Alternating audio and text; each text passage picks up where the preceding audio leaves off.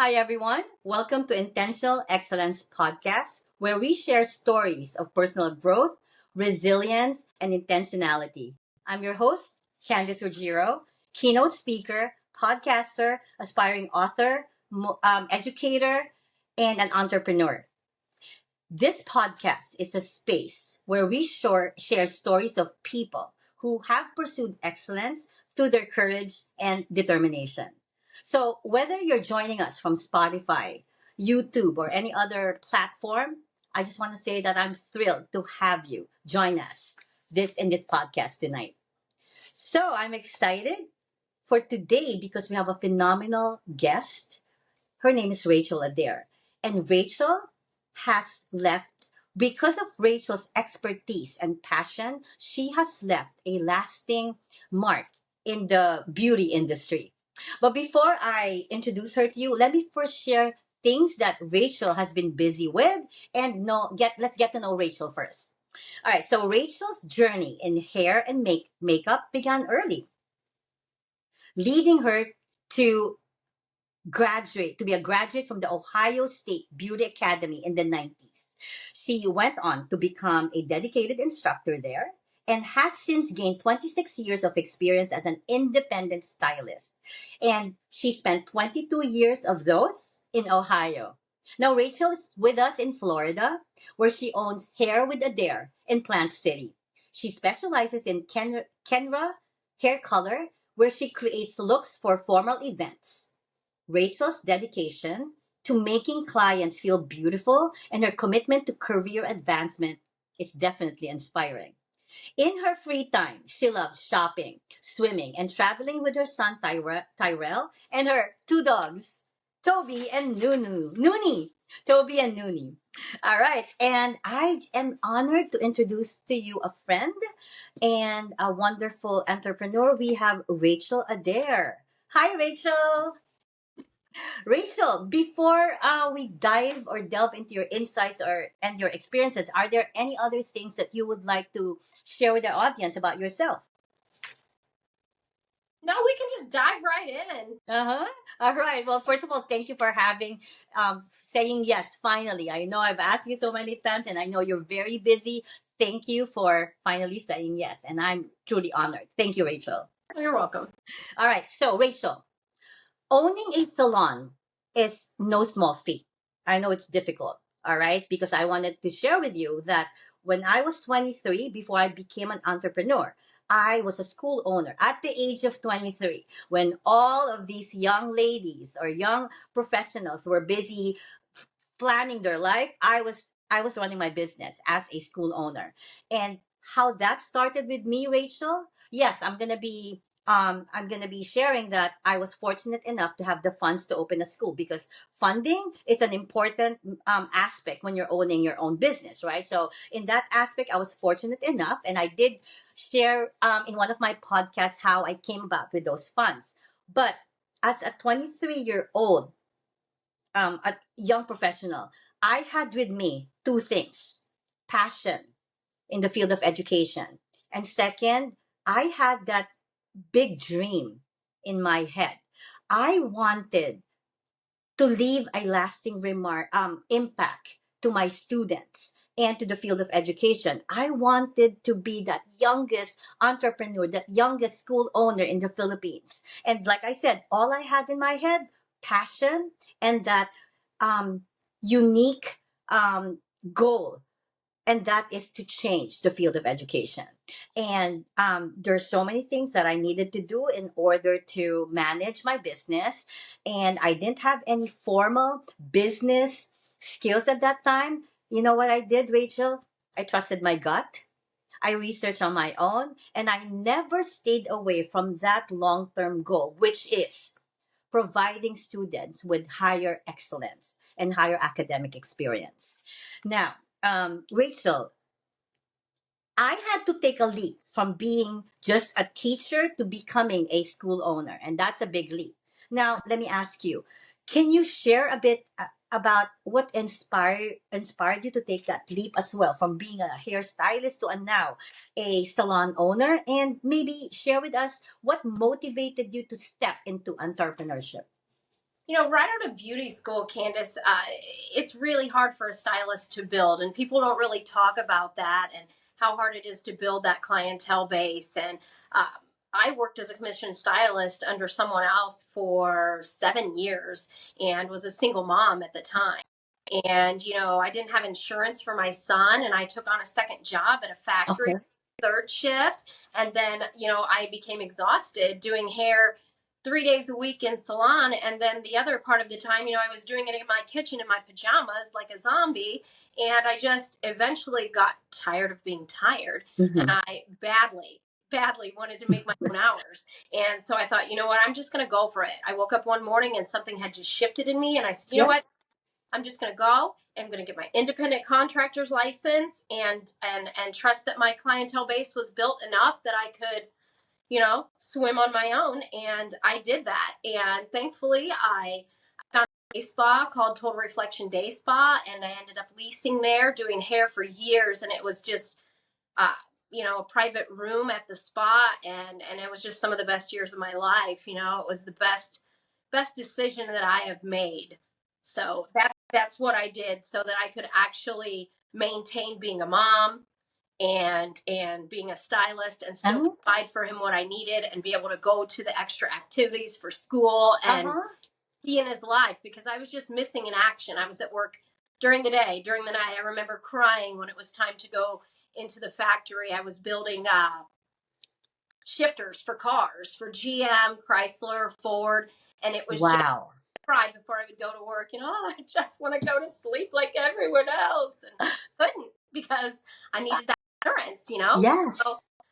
that's what motivated me to become independent, and it was the best decision I ever made. It wasn't easy by any means, Yes. but that was my motivation. Yeah, but to piggyback on your experience, I feel that, well, this year I wanted to share with you that I made a drastic move as well. From 30 years of being in the field of education, I left, didn't even think twice, and now I work from home.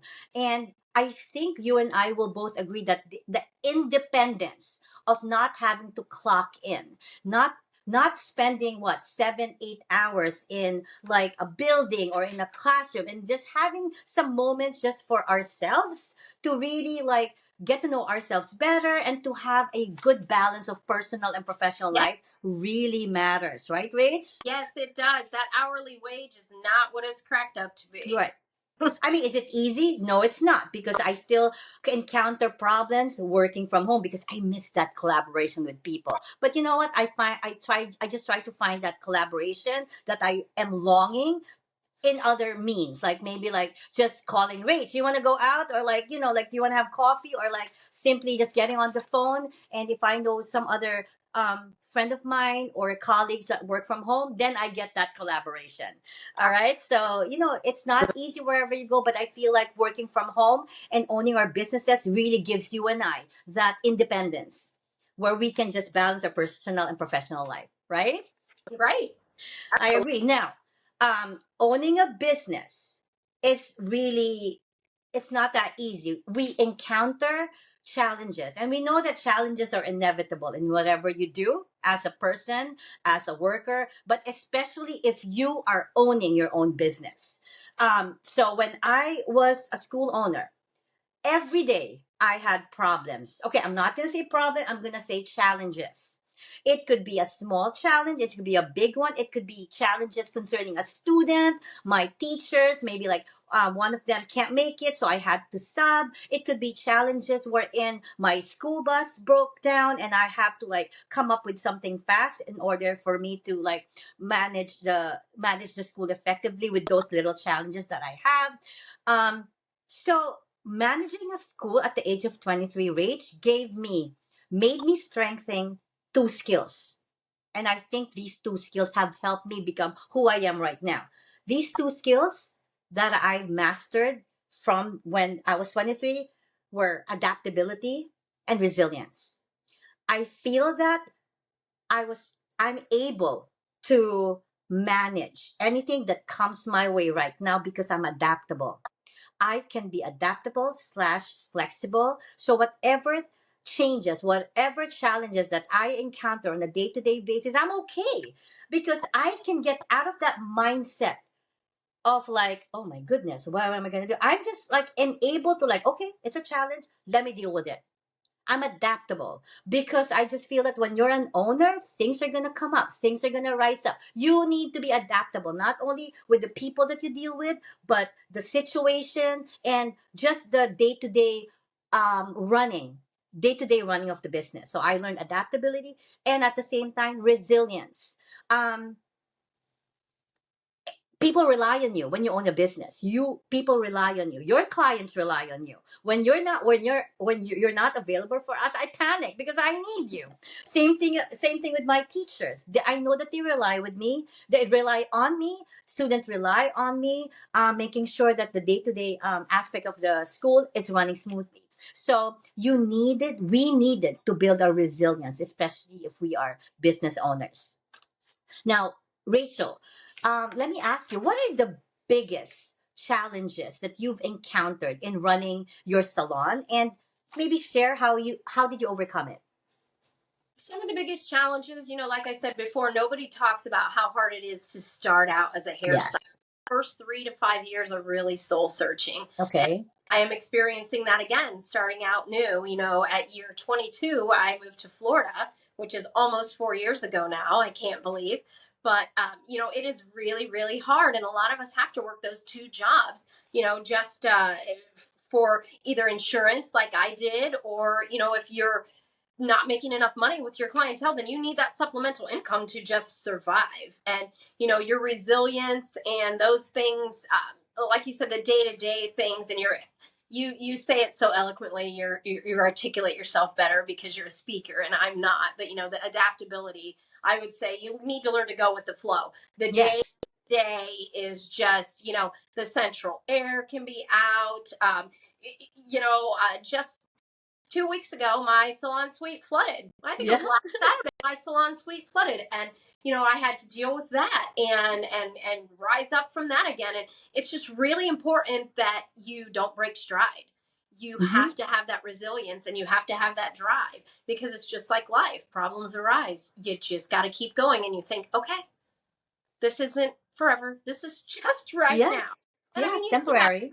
day things every week. There's cancels and reschedules and things like that. But I think that it's just really, really important to not break stride and keep your eye on the ball.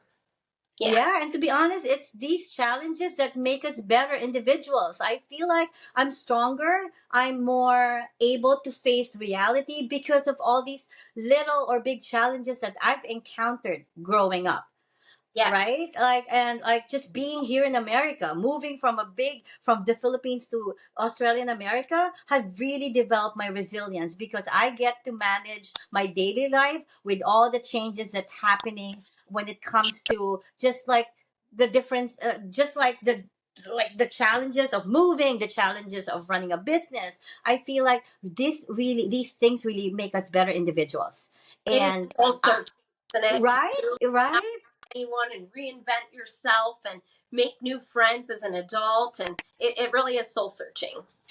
And I wanted to share with you that I did start a business, not a business, it's a group, a women's advocacy group a month ago, also because of me gaining all these experiences in life. So I just didn't want to stop. All right, yes, it helped me build my resilience, but I need to go a step higher. I wanted to share my experiences now with people so that they can resonate with me and say that, hey, if Candice can deal with a loss of someone, if Candice can deal with being a good leader now, like yeah, she's becoming a lead. She was a leader by owning her school. If Candice can find her authenticity and intentionality, hey, maybe I can do it.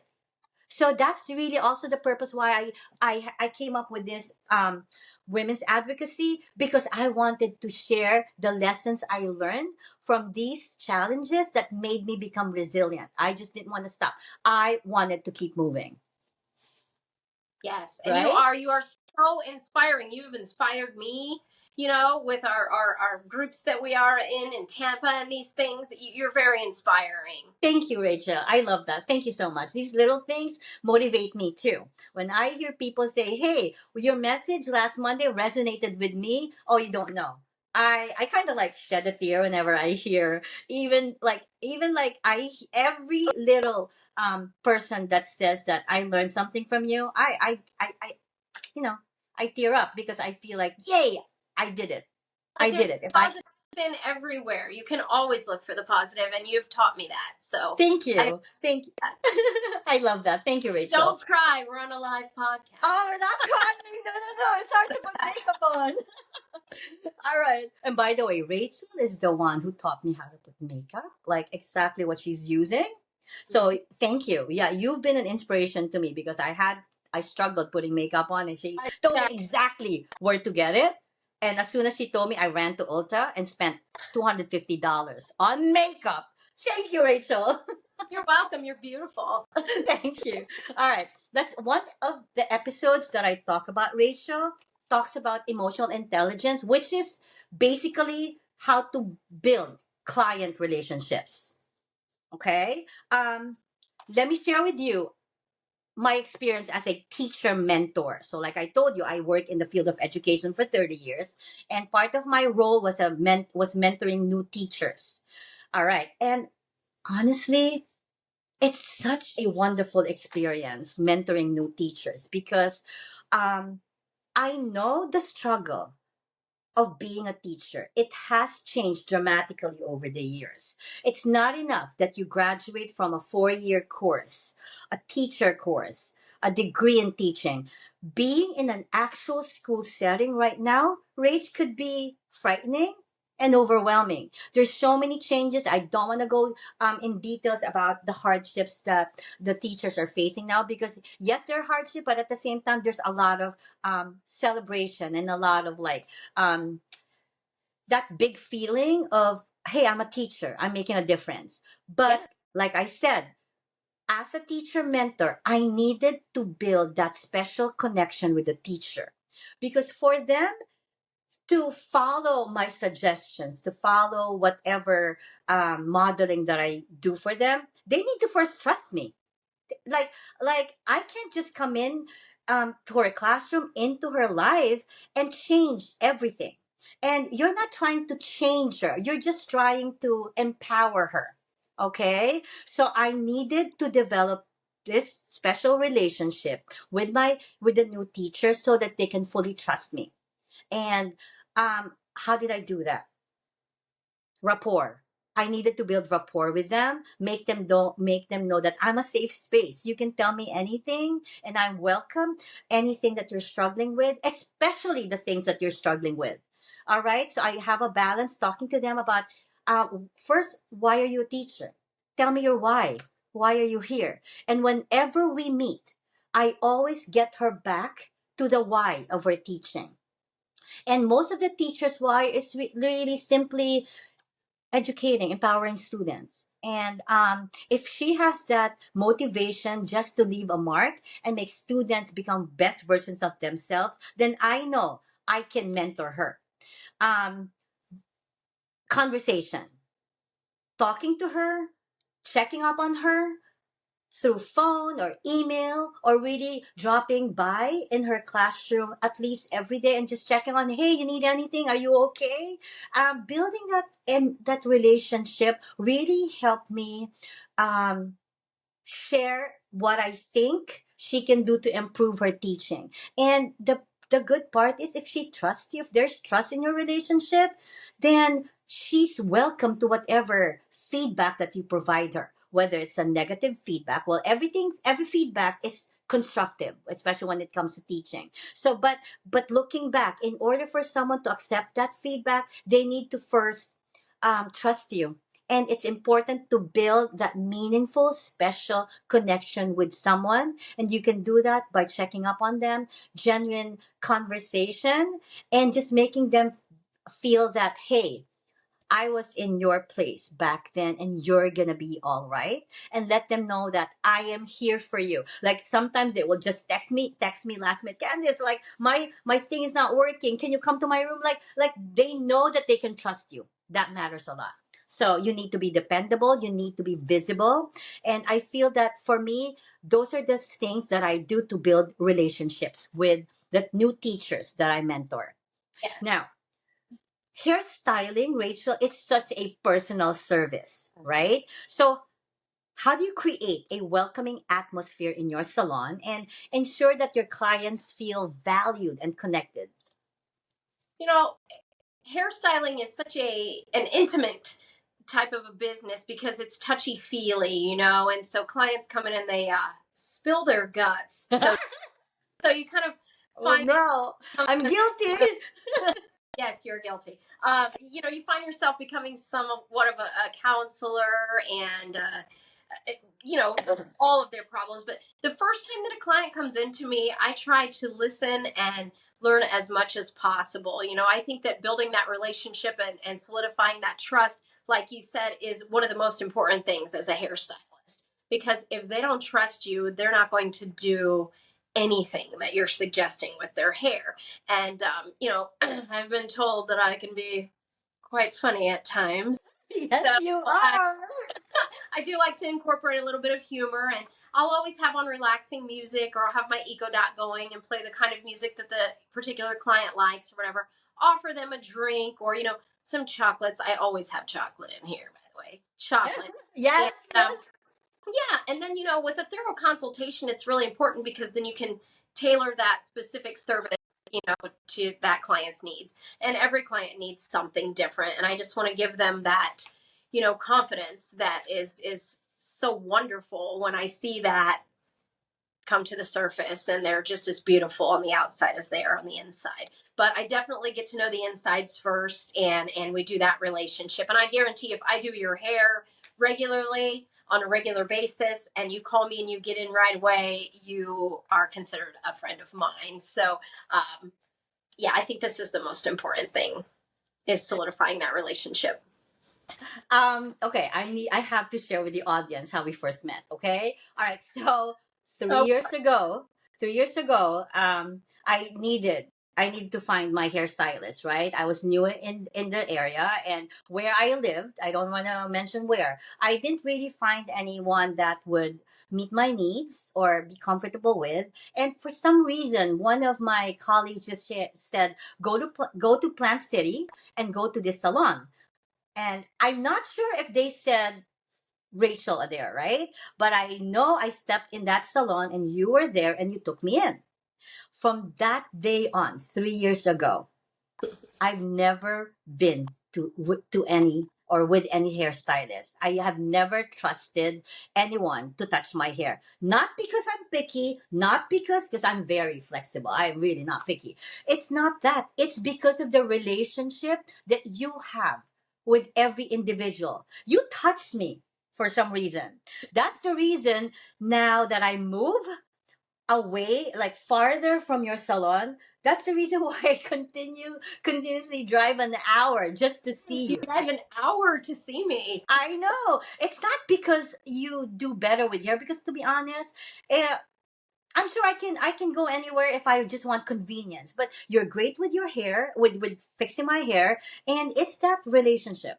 It's that you hear me, I hear you. It's 2 3 hours of pure. What do we do, Rachel? Tell me. What do we do when you and I meet?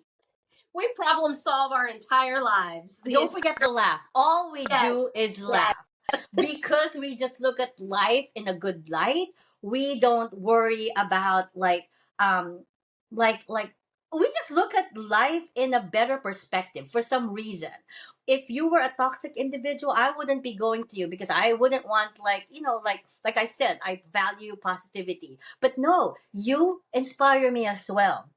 All right. So that's also the reason why I call you not just my hairstylist, not just you're a good business owner, but because you're a real, genuine person. And I love that about you, And I Rachel. love our appointments together. I look forward It's to. fun. It's fun, right? Yes. I have fun And you with all of my clients. and I like how you're so flexible with me. I could text you like, Rachel, do you have an appointment now? Because I'm ready, and boom, I'll drive to you with Not no everyone planning. gets that luxury, Candace. So Yes. All right. Thank you. Now, Rach, moving on.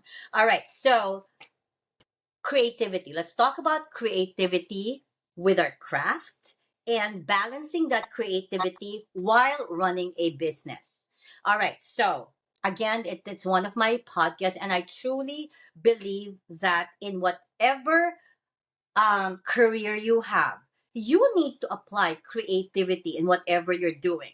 As a teacher, as a mentor, as a school owner, now as a keynote speaker and a podcaster and aspiring author, I had to really find ways to be creative with what I'm doing. And in order for me to use creativity in what I'm doing right now in my current career, is really going on social media. I'm on social media maybe 6 hours a day. And yeah, yes, it's not because I want to, it's because I look for new trends. I look for new experiences when it comes to what's going on in our society right now, what's going on with, like, what do with my current women's advocacy group. I want to know, what are women dealing with? How can I inspire women to become better? All right. Or as a podcaster, what is that one episode wherein I can really talk about a topic, resonate with my audience, and really, when they leave my podcast, they know that, hey, I can use this. I have to be creative and intentional now more than ever, because my career right now, a lot of people are watching me, and I don't want them to ever go back to what they were doing before. I want them to like use their be open to the new to society now, so that um they can be better when it comes to, like, hey, I'm like, being aware of their surroundings. So there is a good balance of creativity when you are running either a business or just pursuing your career. So like what I do, I look for trends, and talk about those trends. I want to make sure that, I present myself well, being creative with, how I look or how I edit my things. And even with the topics that I talk about, I need to be creative on those things so that I can resonate with more, individuals. All right. So that's how I, manage or balance creativity while pursuing a career. Okay. Finding trends. Now, Rachel, um, as a hairstylist or hair owner, I know that you do a lot of creativity as well. How do you balance the artistry of hairstyling with the demands of running a successful business? Candace, this is one of the hardest things for me to master, the balance of being behind the chair and running the business. You have to be being independent. You have to be motivated and reliable and consistent and the big problem solver when the problems arise. As far as the artistry of hairstyling, I mean, you need to be talented. I mean, Yeah, you do. You do. you have to be talented. And as women, we wear many hats, and I think balance is really important in our lives.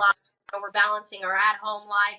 We're balancing other people's schedules, our schedules, the needs of others, and oh my gosh, we need free time for ourselves as well. And it is really hard to do that.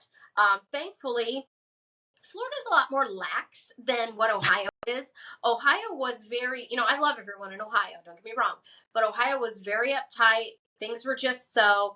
And Florida, I don't know how to describe it, but Southern hospitality is a real thing. It really, Mm-hmm. but the filling the orders and the maintenance of the shop and making sure everything's up to code and waiting for state to come in and inspect and the cleaning and that versus being able to be creative behind the chair, it's something that just comes with time. It's not anything that you can really teach. You just have to kind of fall and bump yourself a little, and then you decide, okay, I need more time here. I'll come in before work or all on the weekends. I'm doing mopping and inventory orders and things like that. So I think that's the biggest difference between working for someone else and owning your own. You Yes. really have to do all of those things yourself. There's no one doing it for you. No one's washing your towels and folding them. No one's mopping your floors. No one's dusting your salon suite, writing down your inventory, going and picking it up. They're not doing any of these things for you. Nobody's answering the phones and receptioning and making your appointments for you. And in Ohio, at my spa, I used to participate in the student intern program through Ohio State Beauty Academy, and I would have intern assistants, and that really spoiled me. They would be doing my blow drying and my shampoos for me, which saved my poor old back. But now I do it all myself here in Florida, and maybe one day I'll be able to do that again, maybe with LaSalle Tech, partner with them, and try to get some student intern program there. But I think that's the biggest difference, and the balance is really hard for me. It's really been hard, Yes. especially with starting out new. You don't think of the small things, but even programming people into my phone. When I first started out, it was you write everyone down in a book. Mm-hmm. Color consultation, and you write down their formulas and all these things. Here in Florida, when I moved here, I didn't even know anyone's name, and I couldn't even place their name with their face. I would remember their color formula, Mm-hmm. but I wouldn't remember their name. And it was really hard. So I found myself, when I would get to know someone, I would program them into my phone after Mm-hmm. I did their hair the first time, and then I would make a little note. Example, my friend Adrian is like, Adrian, level 1N and 20 volume. Her mom's name is Anna. And that's how she comes up in my phone, and it's just funny that way. It's just how you remember people. So if there's a little thing that I remember about you that triggers, that's who that is, it's in my phone. Okay, how do you remember me? Oh, Candace, you're unforgettable. You're just, and it says, I do have a side note of your daughter's name, but that. And one reason that I also go to Rachel, it's not really just me. Even my daughter goes. She goes to see you because you're up to date. Like my daughter's like, Mom, like my daughter has like long black hair, right? And then one day she's like, Mom, I want to change. I want to change up my how I look. All right. So what do you want? She said this word. What is that? What's that? What did you do? Balayage. She said Whatever. I can't say that. balayage. All right, she said that. She said, Mom, I want this. So I'm like, okay, let me text Rachel if she does this. And then, yay, Rachel does it. So, like I said, you being up to date with the modern times, just, it's important because you're not only dealing with me, my generation, you can also handle clients that are maybe the teens and the younger ones. And that's why my daughter is also a regular client because you're able to meet her individual modern needs. Yes, yes. It's important Right? to be trendy. And Yeah, you have to be trendy. All right. yeah, Now, my next question, Rachel, also talks about being inspired and up to date with the current trend. But we did deal with that. So let me change it up a bit. Like, how do you stay inspired with like how you do your trends or how you deal with people? Like, I'm going to talk about inspiration. Um, I think in my everyday experience, which I just genuinely I just want to inspire people. When I became a teacher at a young age, when I see little students just like um, they start their first day not knowing anything. They're scared, they're crying. And at the end of the year, I see the same students strong, confident, and now having a good conversation with me, able to read. That's what inspires me as a teacher. And now, with this big career change, I call myself motivational speaker. You know what? I earned that. I think I earned that. I earned that designation because in everything that I do, in every post that I make in social media, I put my heart into it, Rich. I yeah, really look at what I've gone through in life that I can share with people through a quote, through a video, or through an experience, or I would research on what's currently could be affecting the society and put my thoughts into it because you know what, like posting for me now have become more meaningful. Maybe back then I would post about, hey, I went to Busch Garden or I went to let's say a restaurant with friends. But now, no, I look at what can I do to inspire people because of this experience. Now I feel like I have a bigger goal to people, to life. That is, Candice, you got to be better. You have to find the goodness in you, find whatever you went through in life and share and inspire others.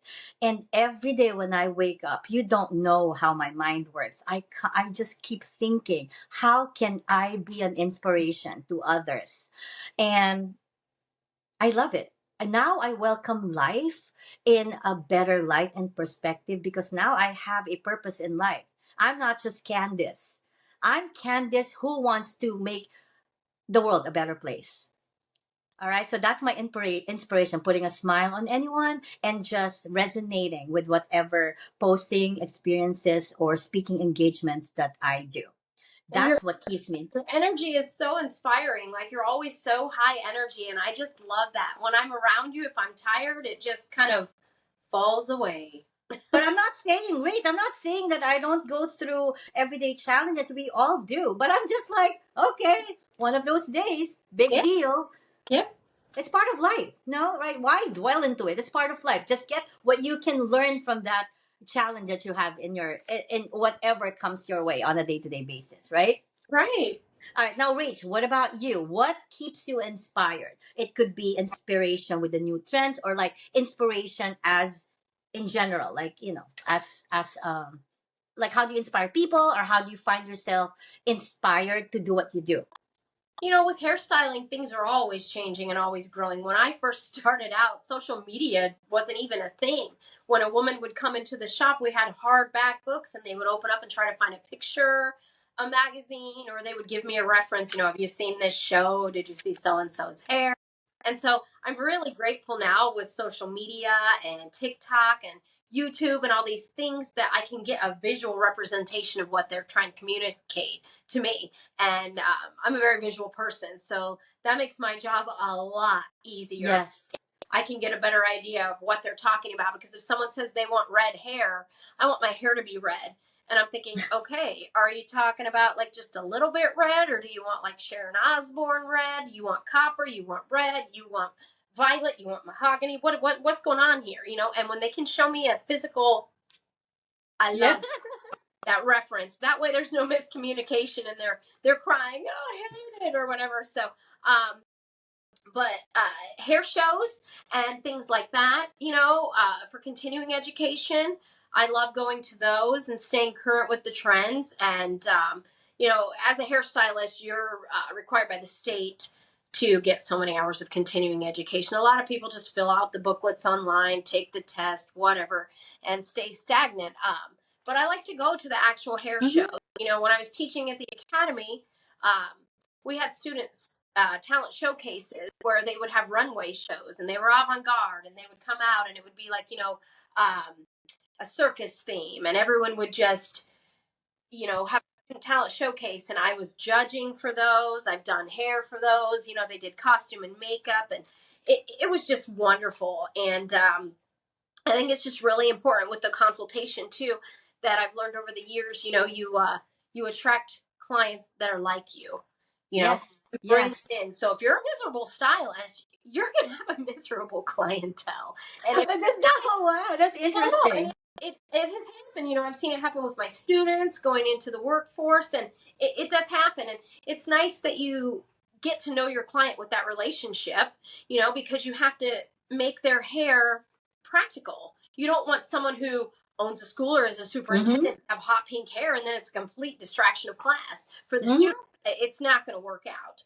And then you want to make sure that the client, it fits their particular budget, the look that they're going for. Can they maintenance it? I Yes. remember years ago when I first started doing extensions, income tax time. These clients would come out of the woodwork. Hey, do you do extensions? We can have, and I'm like, hey, wait, whoa, who are you? Like, I'll do your extensions, but do you understand the maintenance of this? Can you afford a lift? Can you afford the maintenance on this? Or are you going to come in Right. annually? Yes. Going to be my client and look like Joe Dirt after I've done your hair? You know, I want to make sure that my clients can maintenance themselves, Yeah. and something practical that they can have on a day-to-day basis. I know when I was in high school, I used to love this salon, and I would get my hair done, and then I would go home and I would cry the next day because I didn't know how to do it. So that's Right. something that I always want to teach my clients. You guys have to be able to maintain this type of style. Otherwise, you're running from me when I see you in the Walmart with your head down, and I'm trying to say hi, and they're like, "Oh God, there she is! I don't want her to see me. I look bad." And I'm like, "I just want you to feel confident and good about yourself. That's what I'm here for." So I think that that's really important. Well, I think it's also because you value yourself. You have a high level of expectations for yourself. And Yeah, you kind of like, I know you always like, Candace, I think you need to come see me now because you like taking care of how I look and because yes, you're the one who manages my hair. yes, And if the fact that you're saying that if you cannot manage or maintain it, then let's not go to that direction because I want to be realistic with you. yes, Right? Am I correct? Is that what you're trying to yes, say? Like if absolutely like we can go simple but elegant. You don't have to go that full thing that you want to do, but in the end, correct. you're having a hard time maintaining it because of maybe the price or because the time that you can spend coming to see me. So let's just do um what you can meet, what you and I can meet Yes, together, so that we both end up happy. yes, Because I feel like it matters to you that you're not looking at just this is a one time service for my client. You're really looking at it long term. I want to have this client for the rest of my life. And in order for me to do that, I want to make sure that I'm with them every step of the way. well, And I you're just don't and think you look like a greedy stylist that's just out there for that quick buck. You yes, really want yes. to maintain that client retention. And I love that. I love that my clients want to come back again and again and again. And that I've honestly not had many clients that don't come back. I know. Oh, we It's love not you. because maybe they were mean to me Yeah. and I didn't want them to come back. So, no, I didn't do that. Well, you know what? Let me add with that. I think you attract your clients based on how you are as well. I feel Yeah, like they have that word like-minded individuals. Like I wouldn't be going to you and sitting down for 3 hours because I'm just like, no, I like talking to you because we think alike, we have the same kind of goals, we inspire each other. So I just wanted to share with listeners and viewers that Rachel and I are also part of like a women's group, and we are business owners in Tampa, which is like where we are in Florida, and we network because we're like minded. We want to elevate our lives. We want to be better. So my point is like you attract who you are. You yeah. attract your clients based on who you are, and yes, you can give them service, but in the end, like you also value relationships and you want to learn from them as well, not just like providing service. And that's how I see you as a person, as a business owner. You also want to grow from these relationships with your clients, and that's what you're good at. And staying on brand, I know you asked me about staying on brand while I'm keeping up with the trends, because I'm almost 50 now, let's be real, Hmm. so I'm not a teenager anymore. But I like to keep it classy instead of trashy. Yes. Not to say that I don't do flash color anymore, but I really feel that less is more. Maybe if Yes. a tattoo artist or your particular career is something eccentric where you really, need that eccentric look, then okay, I'm going to give you that. But I don't think anybody wants to, walk into the bank and see someone with all purple hair. I don't even think they allow stuff like that. So it's important for me to ask that. And, like kids during school year, some schools have restrictions too Hmm. on what they can have as a student in class. It cannot be a distraction of class. It just depends and it varies from school to school. So, it just has to be something practical. And this is, again, why the consultation is so important and getting to know that client in particular, Hmm. listening to what they're trying to do so that I can give them the service that they need. All right, and let me add, your first one is like just basic. We get to know each other, and you kinda, I know Rachel.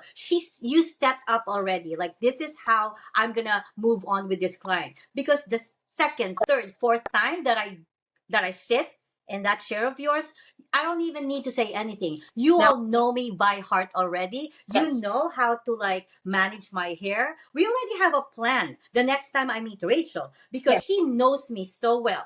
You become so personalized. It becomes so, our relationship becomes individualized and personalized that I don't even have to say anything. I just sit down there and Rachel knows exactly how she is going to make me look beautiful. And life is like that. I think that the most important thing in life are relationships. Yes. It's more important than anything else to me is all of the relationships, because you just never know. Yeah, you don't ever know. Maybe this person can be um not just a client.